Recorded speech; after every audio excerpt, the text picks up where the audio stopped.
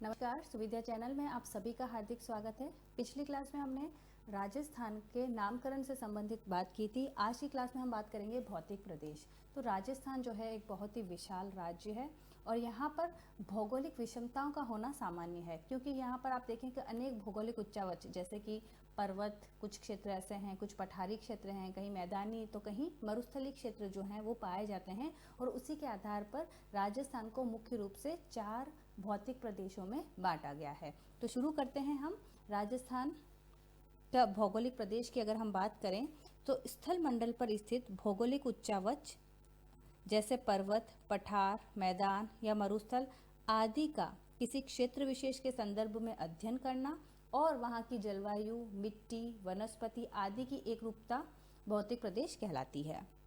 अब राजस्थान में भौतिक प्रदेश का जो वर्गीकरण है सबसे पहले वीसी मिश्रा, विनोद चंद्र मिश्रा जी के द्वारा किया गया है 1967 में। 1967 में विनोद चंद्र मिश्रा के द्वारा एक किताब लिखी गई राजस्थान का भूगोल। 1968 में नेशनल बुक ट्रस्ट के द्वारा इस पुस्तक का प्रकाशन किया गया है और उन्होंने मुख्य रूप से राजस्थान को 7 भौतिक प्रदेशों में विभाजित किया है। वो 7 भौतिक प्रदेश कौन कौन से हैं? एक हो जाएगा नहरी क्षेत्र, हनुमानगढ़ गंगानगर वाला नहरी क्षेत्र, पश्चिम का शुष्क मैदान, अर्ध शुष्क प्रदेश, अरावली के प्रदेश, पूर्वी कृषि औद्योगिक क्षेत्र, दक्षिणी पूर्वी कृषि क्षेत्र, पूर्वी का तो कृषि औद्योगिक क्षेत्र, दक्षिणी पूर्वी कृषि क्षेत्र और चंबल बीहड़। तो ये 7 भागों में किसके द्वारा बांटा गया है? वीसी मिश्रा के द्वारा राजस्थान का हम कह सकते हैं भौतिक प्रदेश को का वर्गीकरण। अब अगर हम बात करते हैं डॉक्टर रामलोचन सिंह की, तो डॉक्टर रामलोचन सिंह ने 1971 में राजस्थान को 3 श्रेणियों में बांटा। उनके अनुसार राजस्थान को सबसे पहले तो वृहद श्रेणियां देखा जाए तो वृहद श्रेणियों को 2 भागों में बांटा गया, अरावली पर्वतीय प्रदेश और दक्षिणी पूर्वी पठारी प्रदेश। उन्होंने भारत का भी वर्गीकरण किया है और राजस्थान का जब वर्गीकरण किया तो 3 श्रेणियां थी, जिसमें वहद श्रेणी में अरावली पर्वतीय प्रदेश और दक्षिणी पूर्वी पठारी प्रदेश, उप प्रदेश में पश्चिम के राजस्थान, पूर्व का राजस्थान, पश्चिमी मरुस्थल और पूर्वी मैदानी प्रदेश तथा राजस्थान को कुल 12 लघु प्रदेशों में बांटा है। तो 4 उप प्रदेशों में बांटा, 2 वृहद प्रदेशों में बांटा और 12 लघु प्रदेशों में डॉक्टर रामलोचन सिंह के द्वारा वर्गीकरण किया गया है। अब सबसे महत्वपूर्ण प्रोफेसर तिवारी और हरिमोहन सक्सेना का वर्गीकरण है। प्रोफेसर तिवारी और हरिमोहन सक्सेना की अगर हम बात करें तो जलवायु, उच्चावच, नदी बेसिन के आधार पर, अब इनका बेस क्या था, किस आधार पर इन्होंने वर्गीकरण किया है? जलवायु के आधार पर, उच्चावच के आधार पर और नदी बेसिन के आधार पर 1994 में, देखिए सबसे पहला वाला 67 में हुआ है, फिर 71 में रामलोचन सिंह के द्वारा और 1994 में तिवारी और हरिमोहन सक्सेना के द्वारा राजस्थान का प्रादेशिक भूगोल नामक पुस्तक में राजस्थान को 4 भौतिक प्रदेशों में बांटा गया है। कौन कौन से 4 भाग होंगे? एक तो पश्चिम का मरुस्थलीय क्षेत्र, अरावली पर्वतीय क्षेत्र, पूर्व के मैदानी भाग और दक्षिणी पूर्वी पठारी भाग। तो देखिए ये हमारा उत्तरी भाग राजस्थान का, ये दक्षिणी भाग, ये पश्चिमी और ये पूर्व का भाग हो जाएगा। तो यहाँ पर जो ये पूरा भाग है यहाँ तक, अब पश्चिमी मरुस्थल को भी वापस 2 भागों में बांटा गया है। एक तो ये रेतीला शुष्क प्रदेश आपको दिख रहा है और दूसरा ये हो जाएगा अर्ध शुष्क प्रदेश। तो यहाँ तक ये जो पूरा क्षेत्र है ये किस में आ जाएगा? ये हमारा पश्चिमी मरुस्थलीय क्षेत्र में आ जाएगा। उसके बाद ये अरावली क्षेत्र, ये अरावली की पर्वतमाला यहाँ पर आ जाएगी। सेकंड हो गया अरावली पर्वतमाला। उसके बाद अगर हम पूर्व के मैदान देखें, पूर्वी मैदानी भाग, तब ये देखिए ये पूर्वी मैदानी भाग आ जाएगा और चौथा क्या हो जाएगा हमारा? दक्षिणी पूर्वी पठारी भाग। ये जो दक्कन का पठार है, ये वाला जो हाड़ौती का क्षेत्र है वो किस में आ जाएगा? दक्षिणी पूर्वी पठारी प्रदेश के अंतर्गत आ जाएगा। तो ये तिवारी और हरिमोहन सक्सेना ने राजस्थान को 4 भागों में बांटा है। तो इस आधार पर ही राजस्थान का वर्गीकरण हम कह सकते हैं भौतिक प्रदेशों को 4 भागों में बांटा है। पहला पश्चिमी मरुस्थलीय प्रदेश, दूसरा अरावली पर्वतीय प्रदेश, पूर्वी मैदानी प्रदेश और दक्षिणी पूर्वी पठारी प्रदेश।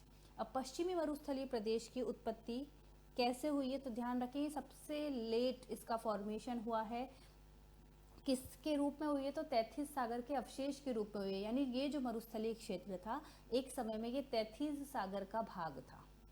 उत्पत्ति की अगर हम बात करते हैं तो अब हम एक एक जो स्थल, एक एक जो एरिया है, भौतिक प्रदेश है, पश्चिमी मरुस्थलीय प्रदेश पढ़ना है, फिर अरावली पर्वतीय प्रदेश पढ़ना है, पूर्वी मैदानी प्रदेश और दक्षिणी पूर्वी पठारी प्रदेश हम देखेंगे। तो सबसे पहले अगर हम बात करते हैं पश्चिमी मरुस्थलीय प्रदेश की, तो इसकी उत्पत्ति से संबंधित अनेक बार प्रश्न पूछा जाता है। नियोजोइक एरा यानी नूतन महाकल्प में, चतुर्थक युग में और प्लास्टोसिन काल में तैथिस सागर के अवशेष के रूप में पश्चिमी मरुस्थल का निर्माण हुआ है। अरावली सबसे प्राचीन प्री कैम्बियम काल में अरावली का फॉर्मेशन हुआ है और पश्चिमी मरुस्थल नियोजोइक नूतन महाकल्प में पश्चिमी मरुस्थल का निर्माण हुआ है चतुर्थक युग प्लास्टोसिन काल में।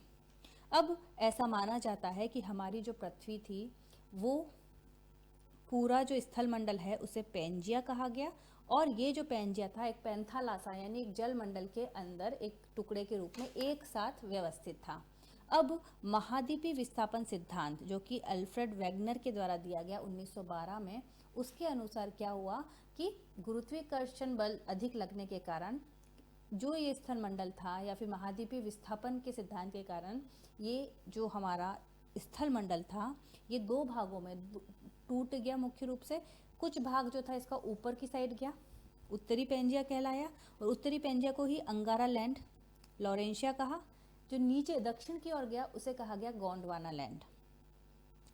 तो उत्तरी पेंजिया या अंगारा लैंड और नीचे का क्या कहला गया? गोंडवाना लैंड, और इसके बीच का जो भाग था वो है तैथिस सागर का भाग कहा गया। तो ऊपर वाले भाग में जैसे यूरेशिया वाला या उत्तरी अमेरिका वाला भाग जो था वो अंगारा लैंड का भाग माना गया। दक्षिणी अमेरिका, अफ्रीका और हमारा जो प्रायद्वीपीय भारत हो गया, ऑस्ट्रेलिया हो गया, ये गोंडवाना लैंड के भाग हो जाएंगे। तो हमारा जो ये स्थल मंडल है उसे क्या कहा गया है? पेंजिया। और पैंथालासा यानी जलमंडल, जलमंडल को पैंथालासा और स्थल मंडल को पेंजिया कहा गया है। अब ये जो उत्तरी पेंजिया है अंगारा लैंड है और दक्षिणी पेंजिया गोंडवाना लैंड है, उससे उत्तरी पेंजिया से बने हैं उत्तरी अमेरिका और यूरेशिया वाला भाग, गोंडवाना लैंड से बना है दक्षिणी अमेरिका, अफ्रीका, ऑस्ट्रेलिया, अंटार्कटिका और प्रायद्वीपीय भारत।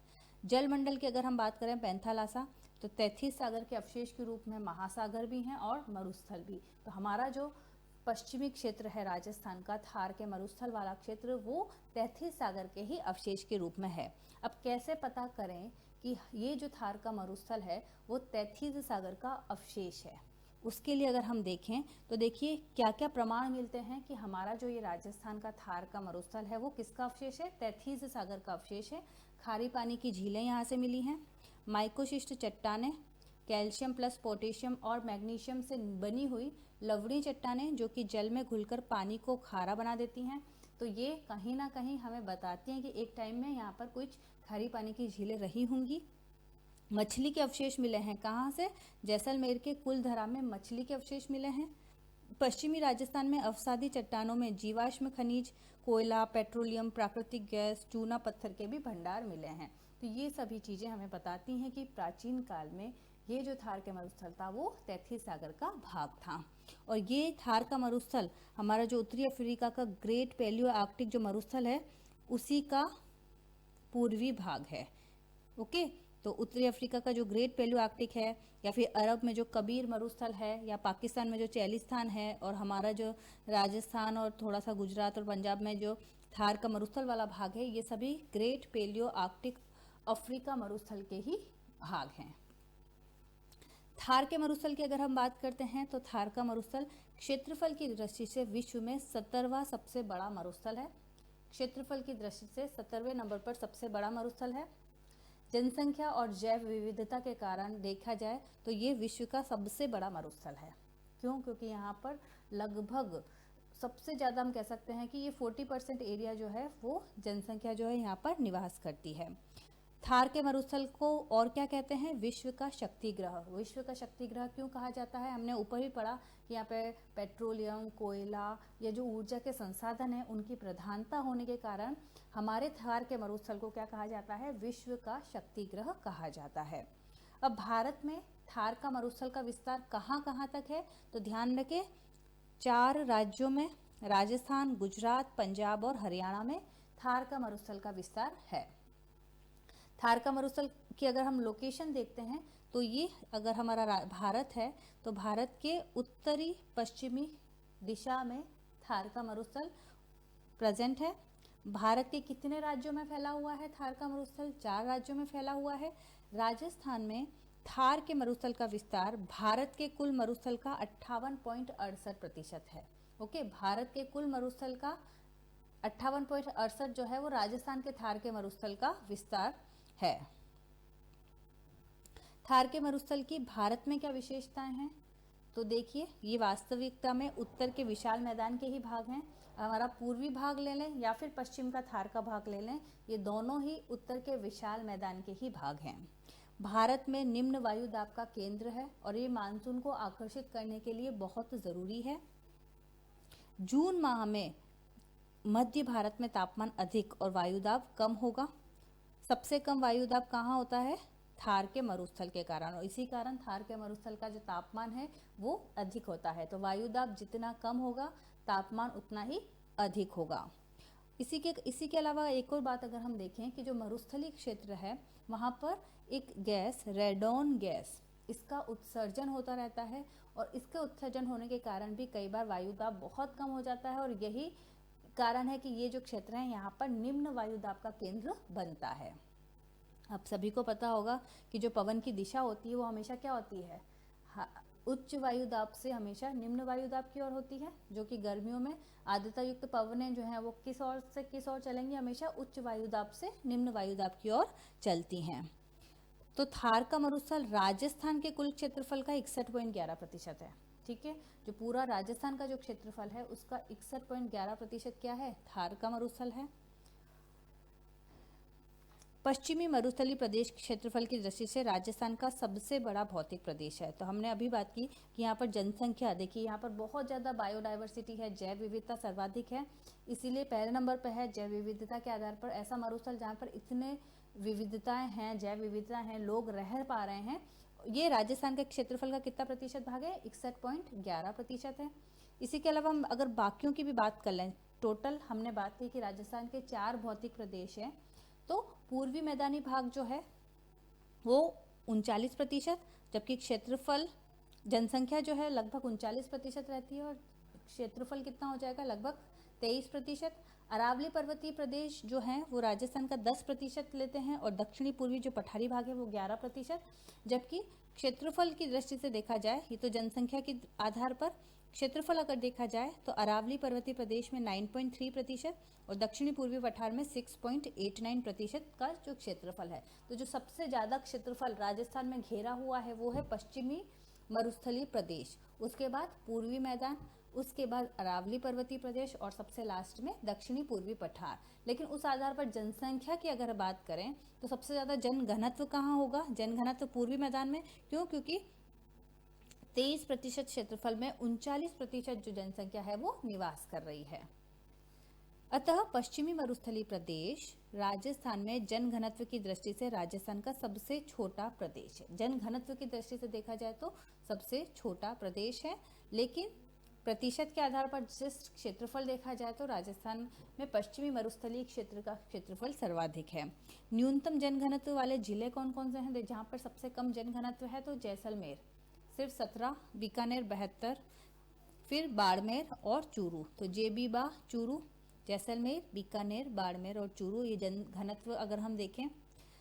जनगणना 2011 के अनुसार राजस्थान में सबसे ज़्यादा जनघनत्व कहाँ पर है? तो जयपुर में सबसे ज़्यादा 595, भरतपुर में 503, दौसा में 476 और अगर हम बात करते हैं अलवर की तो 438। तो जयपुर में जनघनत्व सबसे ज़्यादा, भरतपुर, दौसा और अलवर। अब अगर हम मरुस्थलीय क्षेत्र की लंबाई देखें तो लगभग ये 640 किलोमीटर लंबाई, चौड़ाई 300 किलोमीटर और औसत ऊंचाई अगर हम देखें तो 200 से 300 मीटर। दक्षिणी भाग की इसकी ऊंचाई है 150 मीटर, उत्तरी पश्चिम में औसत ऊंचाई 300 मीटर। जहां पर अधिक ऊंचाई है अर्थात रेत के टीलों की भी अधिकता है। पश्चिमी मरुस्थलीय प्रदेश में कुल कितने जिले आते हैं? तो ध्यान रखें, पश्चिमी मरुस्थलीय प्रदेश में टोटल 12 जिले आते हैं। राजस्थान के 12 जिले किसके अंतर्गत हैं? पश्चिमी मरुस्थलीय प्रदेश के अंतर्गत हैं। कौन कौन से हो जाएंगे? गंगानगर, बीकानेर, जैसलमेर, बाड़मेर, जालोर, पाली, जोधपुर, नागौर, सीकर, झुंझुनू, चूरू और हनुमानगढ़। गंगानगर, बीकानेर, जैसलमेर, बाड़मेर, जालोर, पाली, जोधपुर, नागौर, सीकर, झुंझुनू, चूरू और हनुमानगढ़। अगर सबसे ज़्यादा विस्तार पूछा जाए मरुस्थल का कहाँ है इन 12 में से, तो इन 12 में से सबसे अधिक विस्तार जो है वो जैसलमेर में है। मरुस्थल का सर्वाधिक विस्तार जैसलमेर में है और मरुस्थल का सबसे कम विस्तार कहाँ पर है? झुंझुनू में है। ओके, तो जैसलमेर में सर्वाधिक और झुंझुनू में सबसे कम विस्तार रहेगा। अब राजस्थान के थार के मरुस्थल की विशेषताएं क्या क्या हैं? अगर हम ये देखें तो यहाँ पर पाई जाने वाली चट्टानें कौन सी हैं? अवसादी चट्टानें हैं। अवसादी चट्टानें परतदार चट्टानें हैं। ध्यान रखें, नियोजोइक काल का हमारा थार का मरुस्थल है, चतुर्थक युग का। अब ये जो अवसादी चट्टानें यहाँ पर पाई जाती हैं, ये बताती हैं कि यहाँ पे एक तो जीवाश्म खनिज भंडार अधिक है, कोयला, पेट्रोलियम, प्राकृतिक गैस, चूना पत्थर आदि है। कोयला भी कौन सा है? लिग्नाइट टाइप का। कोयला 4 प्रकार का होता है, एंथ्रेसाइट, बिटुमिनस, लिग्नाइट और पीट। तो लिग्नाइट टाइप का जो कोयला है वो थार के मरुस्थल में सबसे ज़्यादा है, टर्शरी कार की अवसादी चट्टानों के रूप में। अब कोयला भी सर्वाधिक कहाँ है? पलाना, बीकानेर में। पेट्रोलियम देखा जाए सबसे ज़्यादा कहाँ है? तो बाड़मेर में। प्राकृतिक गैस जैसलमेर में और चूना पत्थर नागौर और जोधपुर में। कोयला पलाना, बीकानेर, पेट्रोलियम बाड़मेर, प्राकृतिक गैस जैसलमेर और चूना पत्थर नागौर जोधपुर में। नागौर और जोधपुर में। इसी के अलावा अगर हम बात करें यहाँ पे कौन सी मिट्टी सर्वाधिक होती है, तो एंटीसोल मृदा जो है वो सर्वाधिक होती है। राजस्थान में सर्वाधिक मृदा एंटीसोल मृदा। पश्चिमी मरु प्रदेश में जो वनस्पति है उन्हें क्या कहा जाता है? जीरोफाइट्स या मरोद्भिद वनस्पति कहा जाता है। पश्चिमी राजस्थान की जो प्रमुख नदी है वो कौन सी है? लूणी नदी। और लूणी नदी का उद्गम होता है अजमेर की नाग पहाड़ी से, समाप्ति इसकी होती है कच्छ के रन से। पश्चिमी मरुस्थल का जो ढाल है वो है उत्तर पूर्व से दक्षिण पश्चिम। ओके, उत्तर पूर्व से दक्षिण पश्चिम। अब यहाँ पर कुछ महत्वपूर्ण शब्दावलियाँ हैं जो कि रेगिस्तानी जो क्षेत्र है हमारा मरुस्थलीय क्षेत्र से संबंधित हैं। जैसे कि एक शब्द आता है थली। थली का मतलब क्या है? थार के मरुस्थल का स्थानीय नाम है, या फिर हम कह सकते हैं कि जो लूणी बेसिन है उसका उत्तरी भाग थली कहलाता है। काला भूरा डूंगर, लूणी बेसिन का पूर्वी भाग जो है वो काला भूरा डूंगर कहलाता है। लू क्या है? यहाँ पर पश्चिमी राजस्थान में गर्मियों में चलने वाली जो गर्म हवाएं हैं उन्हें लू कहते हैं। भूभल्या क्या है? पश्चिमी राजस्थान में आकस्मिक आने वाले वायु के चक्रवात ही भूभल्या कहलाते हैं। और ध्यान रखें कि चक्रवात जो है हमेशा दिन के 12 बजे के बाद आते हैं। जब सूरज की किरणें पृथ्वी पर सीधी पड़ती हैं उसके बाद ही चक्रवात आते हैं। चक्रवात में एक और बात आप याद रखें कि चक्रवात के केंद्र में निम्न वायुदाब होगा। यहाँ जो केंद्र वाला भाग है यहाँ तो निम्न वायुदाब होगा और परिधि पर हमेशा उच्च वायुदाब होता है। पवनें जो है वो परिधि से केंद्र की ओर चलती हैं। हवा की जो है वो परिधि से केंद्र की ओर हवा चलेगी चक्रवात में। राजस्थान में चक्रवात की दिशा घड़ी की सुई की विपरीत दिशा से होती है। तो यहाँ पर क्योंकि राजस्थान जो है वो उत्तरी गोलार्ध का भाग है, तो यहाँ पर जो पवनें चलती हैं उत्तरी गोलार्ध में चक्रवात की दिशा हमेशा कैसे होती है? घड़ी की सुई की विपरीत दिशा में होती है। जबकि अगर दक्षिणी गोलार्ध की बात करें तो वो क्लॉकवाइज पाई जाती है। तो ये आप चीज ध्यान रखें कि एंटी क्लॉकवाइज जो है पवनों की दिशा होती है राजस्थानी क्षेत्र में। बाड़मेर में चक्रवात की उत्पत्ति का सर्वाधिक प्रभाव कहाँ दिखाई देगा? जैसलमेर में दिखाई देगा। यहाँ पर धूल भरी आंधियां भी चलती हैं। कारण क्या है? संवहनी धारा का जो गर्म हवा है उसका ऊपर की ओर उठना, इस कारण यहाँ पर धूल भरी आंधियां भी चलती हैं। राजस्थान में अगर हम कहें कि सर्दियों में पश्चिमी होने वाली जो बारिश है उसे क्या कहा जाता है? मावठ कहा जाता है। तो भूमध्य सागरीय पश्चिमी विक्षोभ के कारण शीत ऋतु में पश्चिमी राजस्थान या उत्तर पश्चिमी भारत में जो होने वाली वर्षा है इसे क्या कहते हैं? मावठ कहते हैं। उत्पत्ति भूमध्य सागर में होती है, कारण पश्चिमी विक्षोभ से मावठ होता है। और अगर कहते हैं कि कई बार राजस्थान में मानसून से पहले वर्षा आ जाती है तो उसके लिए एक शब्द उपयोग में लिया जाता है दोगड़ा। तो दोगड़ा यानी क्या है? राजस्थान में मानसून से पहले होने वाली वर्षा। पूर्वैया क्या है? पूर्व की दिशा से आने वाली मानसूनी पवनें। राजस्थान में सर्वाधिक वर्षा पूर्वइयों से ही होती है।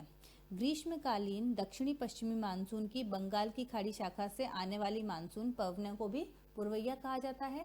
और दक्षिणी पश्चिमी मानसून की उत्पत्ति कहाँ से होती है? हमारे हिंद महासागर से होती है। अब ये तो जनरल बातें हो गई पश्चिमी मरुस्थलीय प्रदेश की। पश्चिमी मरुस्थलीय प्रदेश को 25 सेंटीमीटर वर्षा रेखा, देखिए एक वर्षा रेखा है, ये लाइन देखें तो ये जो लाइन दे रखी है 25 सेंटीमीटर वर्षा रेखा, ये जो मरुस्थल है उसे ही दो भागों में बांटती है। मरुस्थल को दो भागों में कौन बांटता है? 25 सेंटीमीटर की वर्षा रेखा। तो 25 सेंटीमीटर वर्षा रेखा पश्चिमी मरुस्थल को दो भागों में बांटती है, जिसे 250 mm वर्षा रेखा भी कहते हैं। कौन कौन से? अब हमारा जो मरुस्थलीय भाग है वो भी दो भागों में बटा है, शुष्क रेतीला मैदान तथा अर्धशुष्क प्रदेश। शुष्क रेतीला मैदान और अर्धशुष्क रेतीला मैदान, इनके बीच की जो रेखा है वो क्या है? 25 सेंटीमीटर वर्षा रेखा। ध्यान रखें, तो ये हमारा शुष्क रेतीला मैदान और ये अर्धशुष्क प्रदेश, और इन दोनों को अलग करने वाली रेखा कौन सी होती है? 25 सेंटीमीटर रेखा। तो शुष्क रेतीला जो मैदान है वो उसमें तो आ जाएगा 0 से 25 सेंटीमीटर वर्षा, और अर्धशुष्क में 25 से 50 सेंटीमीटर वर्षा वाले क्षेत्र आ जाएंगे। अब यहाँ पर कुछ वर्षा रेखाएं दे रखी हैं, जैसे कि 10 सेंटीमीटर वर्षा रेखा। अब 25 सेंटीमीटर तो आपको समझ में आ गई होगी। इसके बाद अगर हम बात करते हैं 10 सेंटीमीटर वर्षा रेखा, जो कि सिर्फ जैसलमेर से गुजरती है। ये देखिए, ये 10 सेंटीमीटर वर्षा रेखा ओनली जैसलमेर से निकलेगी।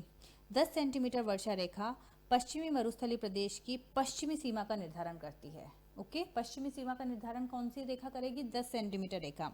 यह वर्षा रेखा जैसलमेर और पाकिस्तान के मध्य सीमा बनाती है, और ये सिर्फ जैसलमेर से ही गुजरती है। तो एक तो हो गई 10 सेंटीमीटर रेखा, एक हो गई 25 सेंटीमीटर रेखा। ठीक है, 25 सेंटीमीटर पश्चिमी मरुस्थलीय प्रदेश को दो भागों में बांटती है, एक शुष्क और एक अर्धशुष्क भाग। एक होती है 40 सेंटीमीटर वर्षा रेखा। यह वर्षा रेखा पश्चिमी रेतीले मैदान तथा पूर्वी सीमा का निर्धारण करती है। पश्चिमी रेतीले मैदान इसकी और पूर्वी सीमा का निर्धारण कौन सी रेखा करेगी? ये जो 40 सेंटीमीटर वाली जो रेखा,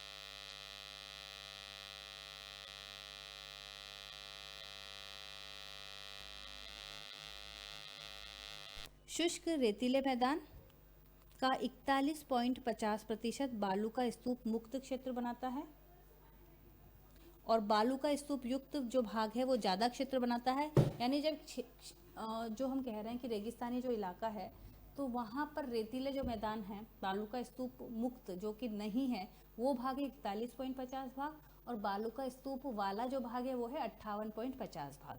अब सबसे पहले हम मुक्त क्षेत्र देखें।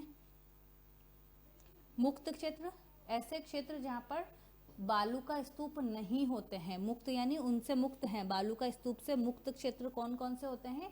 ऐसे क्षेत्र जहाँ पर चट्टानों की तो प्रधानता होती है लेकिन बालू का स्तूपों का अभाव होता है, वो बालू का स्तूप मुक्त क्षेत्र कहलाता है। इसके अंतर्गत टोटल 7 भाग आएंगे: हम्मादा, लाठी सिरीज, रेग, चांदन नलकूप, मगरा, कुलधरा, आकलगांव, जीवाश्म पार्क। तो ये बालू का स्तूप मुक्त क्षेत्र कहलाएंगे। हम्मादा क्या है? हम्मादा अगर हम देखें तो देखिए पूरा का पूरा जो शुष्क रेतीला स्थान है राजस्थान का, उसमें जो चट्टानी या पथरीला जो भाग है, यहाँ पर हम बालू का स्तूप नहीं है ऐसे क्षेत्र देख रहे हैं, उन्हें 7 भागों में बांटा है। और हम्मादा हम पहला पढ़ रहे हैं, शुष्क रेतीले स्थान में स्थित पथरीला मरुस्थलीय विस्तार जिसमें पोखरण, फलौदी और बालोतरा के क्षेत्र एक त्रिभुजाकार एक स्ट्रक्चर बन जाता है, और ये जो त्रिभुज है इसी को क्या कहा गया है? हम्मादा कहा गया है। और ये जो क्षेत्र ऐसे सीज क्षेत्र कहा गया है, सीज यानी सौर ऊर्जा उद्यमी क्षेत्र इसे कहा गया है। और सूर्य की किरणें इस क्षेत्र में सीधी पड़ती हैं, सौर ऊर्जा का उत्पादन भी ज़्यादा होता है, और हम्मादा को ही सौर ऊर्जा त्रिकोण कहा गया है। तो पिछली बार आरएस में ये क्वेश्चन भी आया था कि जो 3 क्षेत्र हैं त्रिकोण है वो कौन कौन से हैं? जैसलमेर, जोधपुर और बाड़मेर। तो इसे क्षेत्र को क्या कहा गया है? सीज क्षेत्र, सौर ऊर्जा उद्यमी क्षेत्र कहा गया है, जिसके अंतर्गत हम्मादा में 3 क्षेत्र आएंगे: जैसलमेर, जोधपुर और बाड़मेर, और ये एक सौर ऊर्जा त्रिकोण है। अब कई बार कंफ्यूज हो जाते हैं, एक होता है सीज जो कि हमने अभी पढ़ा, एक होता है सेज। तो सेज तो है विशेष आर्थिक क्षेत्र जो जिसकी स्थापना रीको के द्वारा की गई है, लेकिन सीज अगर हम देखें तो सौर ऊर्जा उद्यमी क्षेत्र है जिसकी स्थापना अक्षय ऊर्जा निगम के द्वारा की गई है। और सीज में कौन कौन से क्षेत्र आएंगे? जैसलमेर, जोधपुर और बाड़मेर।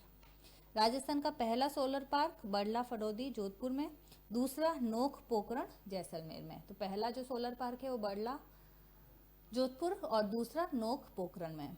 रेग की, ये तो हम्मादा की बात हो गई। दूसरा अगर हम पढ़ते हैं रेग, रेग क्या है? मिश्रित मरुस्थल, यानी यहाँ पर जो हम्मादा है उसके चारों ओर अगर थोड़ा बहुत मरुस्थल है तो उसे क्या कहा जाएगा? रेग। अगर सिर्फ चट्टानी भाग है तो उसे हम्मादा कहा गया। हम्मादा के चारों ओर कुछ मिश्रित मरुस्थल है, यानी एक चट्टान है और पास में रेतीला बलुआ क्षेत्र है, तो उसे रेग कहा जाएगा। और ये भी कहाँ कहाँ विस्तारित है? पोखरण जैसलमेर, बालोतरा बाड़मेर, फलौदी जोधपुर, नागौर, सीकर और झुंझुनू में।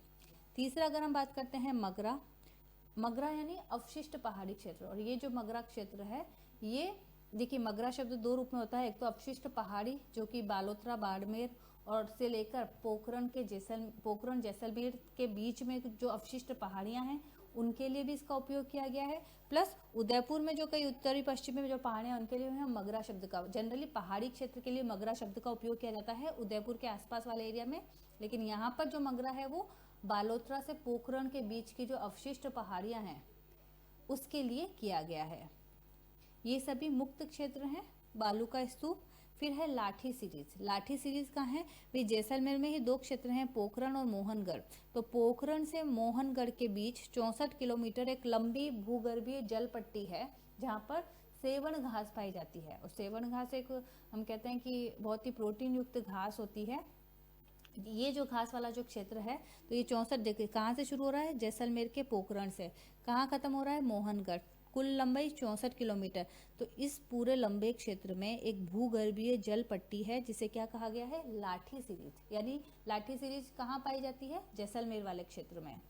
लाठी सीरीज को मरुस्थल का नखलिस्तान या ओएसिस मरुद्यान भी कहते हैं। ध्यान रखें, लाठी सीरीज को मरुस्थल का नखलिस्तान या ओएसिस मरुद्यान भी कहते हैं। तो लाठी सीरीज जो है भूगर्भीय जल पट्टी है यहाँ पर, और सेवण घास पाई जाती है, और यही गोडावन का आश्रय स्थल भी है। पश्चिमी राजस्थान में पारिस्थितिकी संतुलन का सर्वश्रेष्ठ उदाहरण जो है वो लाठी सीरीज के रूप में मिलता है, क्योंकि एकदम हम कह सकते हैं कि जैसलमेर वाला ऐसा क्षेत्र जहाँ पर ऑलरेडी पानी की बहुत कमी है और वहाँ पर इस प्रकार की पारिस्थितिकी संतुलन का जो एक अच्छा एग्जाम्पल है वो लाठी सीरीज के रूप में मिलता है। इसके अलावा यहीं पर एक चांदन नलकूप है, बहुत इंपॉर्टेंट, लाठी सीरीज का ही भाग है।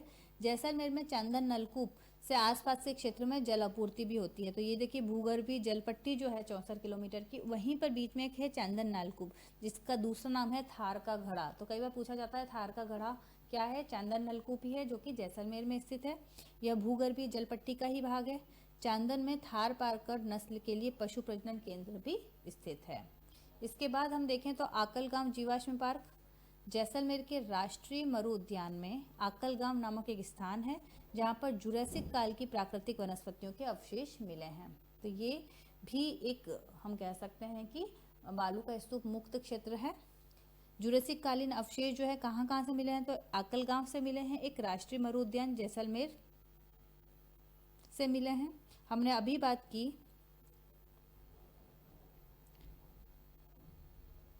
जो ये जुरासिक काल है, ठीक है ना, मीजोजोइक का जुरासिक काल, यहाँ पर घने जंगल, प्राकृतिक वनस्पति और डायनासोर के जो अवशेष है वो कहाँ पर मिले गए हैं, आकलगांव से मिले गए हैं। तो अवशेष यहाँ से भी मिले हैं और डायनासोर के अवशेष कहाँ से मिले हैं, कुलधरा से मिले हैं। ध्यान रखें, प्राकृतिक वनस्पति के अवशेष तो आकलगांव से मिले हैं और डायनासोर के अवशेष कहाँ से मिले हैं, कुलधरा से मिले हैं। इसी के अलावा यही बात यहाँ पर लिखी है। कुलधरा गांव की बात करें तो अभी हमने बात की डायनासोर के अवशेष मिले हैं, यहाँ से व्हेल मछली के अवशेष भी मिले हैं और यहाँ पे कैक्टस गार्डन की स्थापना की गई है। तो कुलधरा, डायनासोर के अवशेष मिले हैं प्लस व्हेल मछली के अवशेष भी यहाँ से मिले हैं। तो ये तो हुए बालू का स्तूप मुक्त क्षेत्र जो कि टोटल 7 थे। इसके बाद अगर हम बात करें बालू का स्तूप युक्त क्षेत्र, यानी ऐसे क्षेत्र जहाँ पर सिर्फ मरुस्थल ही पाया जाता है, वो क्षेत्र क्या कहलाएंगे, बालू का स्तूप युक्त क्षेत्र, जो कि लगभग 58% है, 58.50। तो इसके कुछ उदाहरण देखें। ईर्ग क्या होता है, शुष्क रेतीले मैदान में संपूर्ण मरुस्थल या महान मरुस्थल को क्या कहते हैं, हम ईर्ग कहते हैं। यानी पूरा का पूरा बलुई मिट्टी या थार का मरुस्थल ही क्या कहलाता है, ईर्ग कहलाता है। और उनकी एक लहरदार स्थलाकृति जो है वो इसमें होती है। बालू का स्तूप के प्रकारों के लिए सबसे पहले जो वर्गीकरण किया गया है वो 1933 में वैग्नॉल्ड के द्वारा किया गया और उसने बालू का स्तूप युक्त क्षेत्र को 2 भागों में बांटा, एक तो बरखान और दूसरा सीफ। फिर 1941 में हैकी और 79 में मैकी। हैकी मैकी का ध्यान रखें, हैकी ने 3 भागों में बांटा, अनुप्रस्थ, अनुदैर्घ्य और पैराबोलिक, जबकि मैकी ने 8 भागों में बांटा है, अनुदैर्घ्य, अनुप्रस्थ, बरखान, सब्रकाफिज, पैराबोलिक, ताराकार, अवरोधात्मक और नेटवर्क। अब इनके बारे में हम एक एक के बारे में अगर पढ़ते हैं कि ये बालू का स्तूप है। अनुदैर्घ्य बालू का स्तूप, अनुदैर्घ्य बालू का स्तूप यानी पवन की दिशा के समानांतर अगर हवाएं चल रही हैं बालू का स्तूप, तो वो क्या कहलाएंगे, अनुदैर्घ्य। और ये कहाँ पाए जाते हैं, जैसलमेर, पश्चिमी जोधपुर, बाड़मेर और बीकानेर। ठीक है, तो इसमें जो स्तूप है वो उनका जो डायरेक्शन है वो इस प्रकार से रहता है। इसे सीफ भी कहते हैं या रेखीय स्तूप भी, बालू का स्तूप भी कहा जाता है। दूसरा अनुप्रस्थ, पवन की दिशा के लंबवत होते हैं, समकोण। ठीक है, अगर कोई अवरोध आ गया तो जो बालू का स्तूप है वो पवन की दिशा के लंबवत होंगे। हनुमानगढ़, जोधपुर, बाड़मेर, झुंझुनू, सीकर, नागौर, जैसलमेर के कुछ क्षेत्रों में अनुप्रस्थ बालू का स्तूप भी दिखते हैं। बरखान के ध्यान रखें कि सबसे ज्यादा पश्चिमी राजस्थान में मरुस्थलीकरण के लिए जो उत्तरदायी है वो है बरखान। ये अर्धचंद्राकार होते हैं। अर्धचंद्राकार गतिशील बालू का स्तूप वायु के भंवर द्वारा बनते हैं। चूरू, बीकानेर, जैसलमेर, बाड़मेर, जोधपुर, इन सभी क्षेत्रों में इनका विस्तार है। तो बरखान मरुस्थलीकरण के लिए उत्तरदायी बालू का स्तूप कौन सा है, बरखान। शब्रकाफिज सबसे छोटा बालू का स्तूप शब्रकाफिज होता है। तारे के समान दिखने वाला तारा बालू का स्तूप जो कि जैसलमेर और गंगानगर, मोहनगढ़ जैसलमेर तथा सूरतगढ़ गंगानगर में फैला हुआ है। पैराबोलिक जो कि राजस्थान में सबसे ज्यादा है। अर्धचंद्राकार या प्रवलयाकार होता है। संपूर्ण मरुस्थलीय क्षेत्र में पैराबोलिक, राजस्थान में सर्वाधिक। नेटवर्क जो है वो हनुमानगढ़ से हरियाणा के मध्य, ध्यान रखें। अवरोधात्मक, अवरोध के कारण बनने वाला बालू का स्तूप जो कि उदाहरण है इसका पुष्कर, अजमेर। फिर एक टर्म आती है कई बार कारवा या गासी। तो कारवा और गासी क्या होता है कि बालूका स्तूप के बीच स्थित मार्ग जहां से ऊंटों का समूह, जिसे कारवा कहा जाता है, गुजरता है। तो कारवा क्या है, ऊंटों का जो समूह जिसे कारवा कहते हैं, वो कई बार बालू का स्तूप के बीच में जो जगह रह जाती है, मार्ग रह जाता है, उसे कहते हैं। जो निर्जन बालू का स्तूप है उसे धरियन कहते हैं। और ऐसा क्षेत्र जहाँ पर बिल्कुल भी वनस्पति नहीं है जैसलमेर का, वो कौन सा गांव है, सम गांव है। तो ये तो हमारी क्या बात हुई, सबसे पहले हमने शुष्क क्षेत्र की बात की। राजस्थान के मरुस्थल को दो भागों में बांटा है, शुष्क प्रदेश और अर्ध शुष्क प्रदेश। शुष्क प्रदेश को पुनः दो भागों में बांटा है, बालू का स्तूप युक्त और बालू का स्तूप मुक्त। तो हमने ये दो भाग पढ़े। इसके बाद हम सेकंड पढ़ते हैं अर्ध शुष्क प्रदेश। अर्ध शुष्क प्रदेश यानी हमारी जो अरावली पर्वतमाला है उसके पश्चिम में स्थित है, और यहाँ पर जो वर्षा है लगभग 25 से 50 सेंटीमीटर तक बारिश होगी। इसमें अर्ध शुष्क जलवायु भी पाई जाती है। अर्ध शुष्क प्रदेश को चार भागों में बांटा गया है। पहला हो जाएगा घग्गर प्रदेश, शेखावटी प्रदेश, नागौरी उच्च भूमि और गोड़वाड़ क्षेत्र, जो कि जालोर पाली वाला क्षेत्र हो जाएगा। घग्गर प्रदेश, घग्गर नदी द्वारा निर्मित मैदान जो है वो घग्गर प्रदेश के अंतर्गत आएगा। शेखावटी, शेखावटी क्षेत्र चूरू झुंझुनू सीकर वाला। नागौरी उच्च भूमि, नागौर वाला क्षेत्र। और गोड़वाड़ क्षेत्र क्या हो जाएगा, पाली जालोर वाला, जोधपुर बाड़मेर वाला क्षेत्र गोड़वाड़ क्षेत्र या लूणी बेसिन क्षेत्र कहलाएगा। सबसे पहले अगर हम बात करते हैं घग्गर प्रदेश की, तो ये घग्गर नदी द्वारा निर्मित मैदान है, जिसमें इसे पाट या नाली शब्द का प्रयोग किया गया है। अगर हम कृषि आधारित जलवायु की बात करें तो ये कौन से क्षेत्र में आता है, IB फर्स्ट B में आता है। यहाँ पर नाली भेड़ जो है और राठी नस्ल के गोवंश सर्वाधिक पाए जाते हैं। राठी गोवंश तथा नाली भेड़ जो है वो सर्वाधिक होती हैं। यहाँ पर जो मृदा है उसका प्रकार है रेवरेना मृदा। रेवरेना मृदा जो कि गेहूं के लिए बहुत उपयोगी है, और गंगानगर गेहूं के लिए बहुत ही फेमस है। घग्गर प्रदेश सतलज नदी और घग्गर नदी के मध्य स्थित यह दोआब प्रदेश है। घग्गर प्रदेश में लवणीयता युक्त जलोढ़ मृदा पाई जाती है। यहाँ की जो मिट्टी है साइरोजेक्स मिट्टी या रेवरेना मिट्टी जो है वो हनुमानगढ़ गंगानगर में जो पाई जाने वाली मिट्टी है उसी को कहा जाता है। अब इस पर्टिकुलर क्षेत्र में, ये वाला जो क्षेत्र है घग्गर प्रदेश, यहाँ पर एक समस्या है, सेम की समस्या। वो सेम की समस्या क्या है कि ये जो पूरा क्षेत्र है सिंचाई वाला क्षेत्र है, और सिंचाई वाला क्षेत्र या नहरी क्षेत्र हम कह सकते हैं। तो यहाँ पर कई बार जल का रिसाव के कारण जो पृथ्वी की ऊपरी परत है वो बहुत ज़्यादा दलदली है। ओके, तो हनुमानगढ़ और गंगानगर वाले क्षेत्र में ऊपरी परत का दलदली होना, क्यों, क्योंकि ये सिंचाई के क्षेत्र हैं, उसी को क्या कहा गया है, सेम की समस्या कहा गया है। और इस समस्या का सबसे ज्यादा प्रभाव बड़ों पर हनुमानगढ़ में पड़ता है।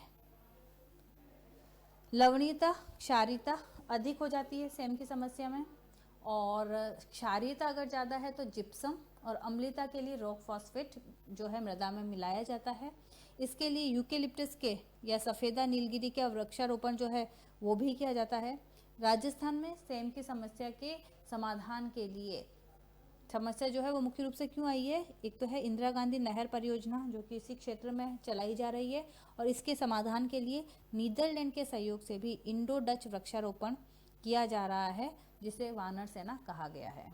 तो ये तो पहला क्षेत्र हो गया घग्गर प्रदेश। घग्गर प्रदेश में सिंचित जो क्षेत्र है हनुमानगढ़ और गंगानगर वाले वो क्षेत्र आएंगे। दूसरा प्रकार जो क्षेत्र है अर्ध शुष्क का वो है शेखावटी प्रदेश, चूरू झुंझुनू और सीकर वाला क्षेत्र आएंगे। इसमें जो मुख्य नदी है वो है कांतली नदी, वहां पर थी घग्गर नदी, यहाँ पर है कांतली नदी। और तंवर राजवंश के जो लोग थे वो यहाँ पर रहते थे, तो धीरे धीरे इस क्षेत्र का नाम तोरावटी भी हो गया। इसी के अलावा इस क्षेत्र में बोली जाने वाली जो बोली है उसे तोरावटी बोली कहा जाता है। अब ये जो पूरा क्षेत्र है ये अंतः प्रवाह का क्षेत्र है, और अंतः प्रवाह की राजस्थान में बहने वाली सबसे लंबी नदी कौन सी हो जाएगी, कांतली नदी हो जाएगी। यहाँ पर जल संरक्षण की जो विधि है उसे क्या कहा जाता है, जोहड़, या कच्चे कुएं जोहड़ कहलाते हैं। जल संरक्षण के लिए जो वाटरमैन जो हैं जिनके द्वारा कई जोहड़ विकास कार्यक्रम किए गए हैं उनका नाम है राजेंद्र सिंह, डॉक्टर राजेंद्र सिंह, जिन्हें वाटरमैन ऑफ इंडिया या जोहड़ वाले बाबा कहा जाता है। शेखावटी जो प्रदेश है वो हवेली तथा भित्ति चित्रों के लिए भी प्रसिद्ध है। पर्यटन को बढ़ावा देने के लिए उत्तर पश्चिमी रेलवे के द्वारा 2003 में फेरी क्वीन नामक शाही ट्रेन का भी संचालन किया गया। शेखावटी त्रिभुज जो है वो बहुत ही संचालित किया जा रहा है, जिसमें सीकर, झुंझुनू और चूरू तीनों शामिल हैं। शेखावटी बोली जो है वो सीकर, चूरू, झुंझुनू में बोली जाती है। यहाँ पर सबसे अच्छी ऊन देने वाली भेड़ चोकला नस्ल पाई जाती है, जिसे भारतीय मेरिनो भी कहा जाता है। और इसी क्षेत्र में जो हमारा काजरी है उसके द्वारा विकसित बिना सींग की बकरी की नस्ल, जिसे शेखावटी नस्ल, बहुत ही इंपॉर्टेंट क्वेश्चन बन सकता है कि शेखावटी नस्ल में क्या विशेषता होती है कि बिना सींग वाली बकरी वाले जो नस्ल है वो भी इसी प्रदेश में पाई जाती है। तो यहाँ पर हमने 2 प्रदेश पढ़ लिए। पहला हमने पढ़ लिया कि घग्गरवाला प्रदेश और दूसरा हमने शेखावटी प्रदेश पढ़ लिया। तीसरा जो भाग है वो है नागौरी उच्च भूमि। नागौरी उच्च भूमि का जो विस्तार है वो कहाँ तक फैला हुआ है? नागौर में। नदी की बात करें तो जुजड़ी नदी, जो कि उद्गम स्थल है नागौर ही। ये लूणी की एकमात्र ऐसी सहायक नदी है जो कि अरावली से नहीं निकलती है। और ये जो नागौरी क्षेत्र है इसे भी 3 भागों में बांटा है, मकराना, मांगलोद और जायल। मकराना, मांगलोद और जायल। मकराना सफेद संगमरमर के लिए फेमस है, मांगलोद जिप्सम के लिए और जायल फ्लोराइड युक्त जल के लिए। और जो फ्लोराइड युक्त जल इस पर्टिकुलर जायल श्रेणी में ज़्यादा पाया जाता है, इसलिए इस क्षेत्र को कुबर पट्टी वाला या बांका पट्टी या हॉच बेल्ट भी कहा जाता है। अब ये तीसरा क्षेत्र हो गया और चौथा हमारा क्षेत्र हो जाएगा अर्धशुष्क का गौड़वार प्रदेश, यानी लूणी बेसिन का जालोर, पाली, जोधपुर, बाड़मेर वाला क्षेत्र। लूणी बेसिन का उत्तरी भाग हमने थोड़ी देर पहले पढ़ा था, थली। पूर्वी भाग काला भूरा डूंगर कहलाता है। गोड़वार प्रदेश यानी जालोर पाली में गोड़वाली बोली जो है वो बोली जाती है। यहाँ पर वर्षा जल संरक्षण की जो विधि है उसे नेष्टा कहते हैं। ठीक है, जोहड़ हमने शेखावटी क्षेत्र में पढ़ा था जहाँ पर कच्चे कुएं की बात की थी, लेकिन जो जालोर वाला क्षेत्र है, गोड़वार प्रदेश है, वहाँ पर वर्षा के जल को संरक्षण करने की विधि क्या है? नेष्टा कहलाती है। तो यहाँ पर क्या किया जाता है कि भाई जल स्रोत से अतिरिक्त वर्षा के जल को दूसरे स्रोत में स्थानांतरित करने की ये विधि है। इसी क्षेत्र में 56 की पहाड़ियाँ पाई जाती हैं। बाड़मेर में बालोतरा से सिवाना के बीच में 56 गुंबदाकार पहाड़ियाँ हैं और इन्हीं को क्या कहा गया है? 56 की पहाड़ियाँ कहा गया है। इन 56 की पहाड़ियों पर बालोतरा में नाकोड़ा पर्वत है और इस नाकोड़ा पर्वत पर नाकोड़ा मंदिर है, जो जैन धर्म से संबंधित एक फेमस मंदिर है नाकोड़ा पर्वत। और बालोतरा बाड़मेर में नाकोड़ा पर्वत है और वहीं पर नाकोड़ा भैरव मंदिर है, जिसका संबंध जैन धर्म से है। जैन धर्म के 23वें तीर्थंकर पार्श्वनाथ से संबंधित है। 56 की पहाड़ियों में सिवाना के जो पास, ये तो हमने बात की बालोतरा के पास, अब सिवाना वाले जो पास है वहाँ पर एक पिपलूद गांव है जो कि सबसे पश्चिमी राजस्थान में सबसे ज़्यादा वर्षा वाला भाग है, इसीलिए इसे पश्चिमी राजस्थान का माउंट आबू कहा जाता है। तो पश्चिमी राजस्थान का माउंट आबू किसे कहते हैं? ध्यान रखें, पिपलूद गांव को कहते हैं। पिपलूद में हल्देश्वर महादेव का मंदिर है। जसवंतपुरा की पहाड़ियाँ जालोर में हैं और इसका भी कई बार पश्चिमी राजस्थान की सबसे ऊंची चोटी है डोरा पर्वत। फिर इसराना भाकर, रोजा भाकर, झारोला भाकर और सुंधा पर्वत सबसे छोटा। सुंधा जो माता का मंदिर है वो कहाँ स्थित है? जालोर में स्थित है। और वहीं पर एकमात्र भालू का अभ्यारण्य है राजस्थान में, एकमात्र भालू का अभ्यारण्य कहाँ है? सुंधा माता जालोर में। जालोर का वन्यजीव शुभंकर भी भालू है। रोपवे जो है यहाँ का सबसे पहला और सबसे लंबा रोपवे है। यहाँ पर सांचोरी, जालोर में सांचोरी नस्ल के बैल और कांकरेज नस्ल की गाय सर्वाधिक पाई जाती हैं। तो ये जो इम्पोर्टेंट बात है कि जो थार का मरुस्थल यानी पश्चिमी भाग और जो पूर्वी भाग हैं वो तो विशाल मैदान के भाग हैं, और अरावली और हाड़ौती प्रदेश प्रायद्वीपीय उच्च भूमि के भाग हैं। तो ये प्रश्न भी कई बार आ जाता है। तो विशाल मैदान, पूर्व और पश्चिम विशाल मैदान के भाग हैं और प्रायद्वीपीय उच्च भूमि अरावली और हाड़ौती प्रदेश हो जाएंगे। हमने ये बात अभी कर ही ली। थार का मरुस्थल नवजीवी महाकाल एरा का तृतीय काल में तैथी सागर से इसकी उत्पत्ति हुई है। कौन से युग का है? चतुर्थक युग का है। तो यहाँ तक हमने आज की क्लास में किसकी बात की है? हमने सिर्फ पहला जो भाग है हमारा, पहला भौतिक प्रदेश मरुस्थल से पश्चिमी राजस्थान से संबंधित, उसकी बात की। अगली क्लास में हम बात करते हैं अरावली पर्वतीय प्रदेश की। बहुत बहुत धन्यवाद।